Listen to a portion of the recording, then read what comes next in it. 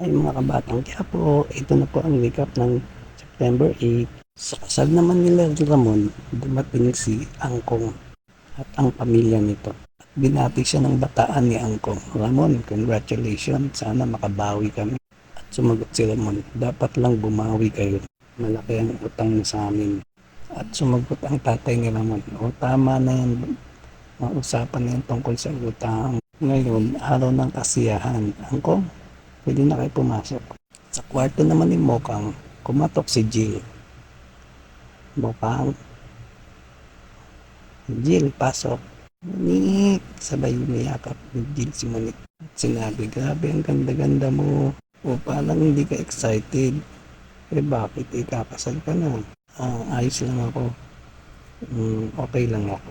At si Jill, actually, nabigla nga lang din ako. Naman ko lang kay Gigi na yun, ikakasal ka na. Kahit nga ako din nabigla din Wala andito na tayo. Sigurado ka na ba? At si Mopa, sa totoo lang Jill, nagiging practical lang ako. Siyempre, iniisip ko ang pamilya ko. Alam kong mahirap, pero kakayanin ko. Papakatatag na lang ako. Tsaka, nakita mo naman si Alberto O diba? Pogi, mabait. Sigurado naman akong matututunan ko siyang mahalin, diba? Si tatay nga ang iniisip ko ngayon. Kung matatanggap niya ang desisyon ko. But si Jill, Nick, sigurado akong maintindihan kanila. Huwag ka na mag-alala mo, Nick. Basta mo, Nick, nandito ako. Lagi para sa iyo, ha. Basta masaya ka, masaya na rin ako.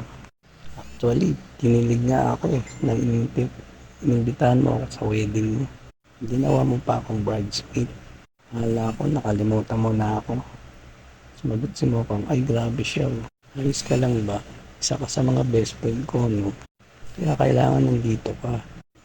Ready ka na? Sumagot si Mokang, oo. Sa preso naman, ay nag-grouping na ang mga gwardya. Tinecheck nila ang selda bawat isa. Sa isang room naman, magkasama na si Mokang, si Mang Marcin at si Nita.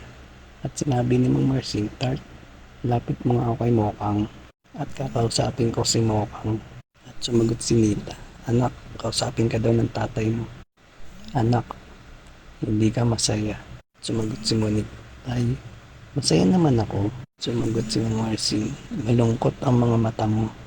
Tay, di ba pinangarap ko na matuloy na magandang kasal? Ito na yun, no? Hindi mo siya mahal.